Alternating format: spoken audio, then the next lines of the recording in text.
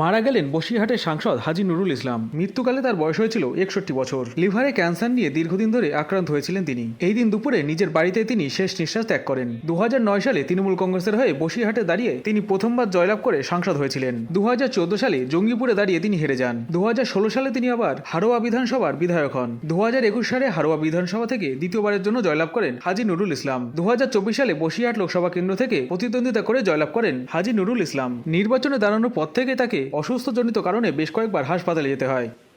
ভীষণ অপরিণীয় ক্ষতি হলো,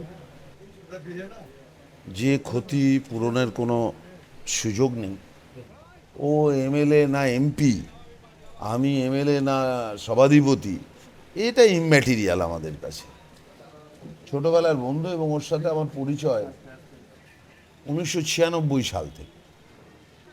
ও তখন বারাসাতের যুব কংগ্রেসের সংসদীয় যুবর দায়িত্বে ছিল, পরবর্তীকালে তৃণমূল কংগ্রেস। ও বারাসাতের সংসদীয় জেলার সভাপতি, আমি বসিরহাটের সংসদীয় জেলার যুবর সভাপতি। যদিও জানি যে লোকসভা নির্বাচনের সময় থেকেই সে খানিকটা অসুস্থ ছিল। পরবর্তীকালে সিচুয়েশন দিন দিন আরও ডিটেরিয়েট করে। দল সবসময় ওর পাশে ছিল। ওর নেত্রী এবং আমাদের লিডার অভিষেক বন্দ্যোপাধ্যায় সবসময় খোঁজ খবর নিত।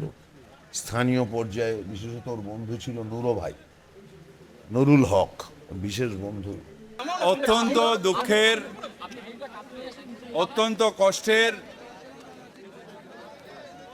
আমাদের দলের এমপি যে সবে জিতেছে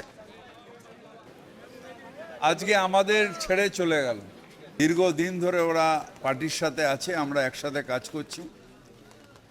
যে কোনো আপদে বিপদে মমতা ব্যানার্জি গার্জিয়ানের মতন ওদের মাথার উপরে আছে, এটা ওদের বলতে এলাম এবং আমরা একসাথে থাকবো। ওকে হারিয়েছি, এই জায়গা মনে হয় না আর পূরণ হবে। মুখ্যমন্ত্রীর সাথেও কথা হচ্ছিল, এত ভেঙে পড়ে মুখ্যমন্ত্রী নিজেও অত্যন্ত শোকাহত ওর এই অকাল মৃত্যুতে। পরিবারের পাশে আছে। দেখুন, 2024 এসে 98 থেকে অনেক সুখ দুঃখ, ঘাত প্রতিঘাতের সঙ্গে ওর সঙ্গে আমার ভালো বন্ধুত্ব ছিল এবং আজকে ঘরে বসে আলোচনা করছিলাম 1998 পঞ্চায়েত ইলেকশন ও লড়ছে, আমরা ওখান থেকে এসেছি। তখন ডক্টর রঞ্জিত পাজা এখানে এমপি। 2000 সালে মানে ও এখানে নেতৃত্ব দিচ্ছে এবং 2009 কাকলিদির সঙ্গে এলাম, কাকলিদির সঙ্গে কথা বলছিলাম। 2009 লোকসভার সময় এখানে লোক খুঁজে পাওয়া যাচ্ছিল না একমাত্র নুরুল ছাড়া। সেই জায়গাটা আজকে বন্ধু হিসাবে খারাপ লাগছে।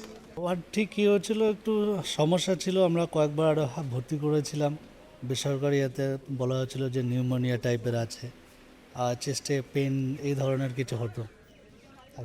জানলাম না, তারপরে পরে জানতে পারলাম যে ওনার ক্যান্সারের মধ্যে হয়েছে। আমরা সেই হিসেবে আলোচনা করি এবং কেমো স্টার্ট করা হয়। পেট সিটি স্ক্যানে ভালো আসে, সেই মতো ডেভেলপ করে। হঠাৎ করে বাড়িতে ডিসচার্জ করে নিয়ে আসার পর ওনার একটু অসুস্থতা বোধ করছিলেন। তাড়াতাড়ি করে আমরা সঙ্গে সঙ্গে যোগাযোগ করে হাসপাতালের সঙ্গে নিয়ে যাওয়ার কথা বলা হয়। তার মধ্যে দেখি এরকম ধরনের একটা কিছু আছে।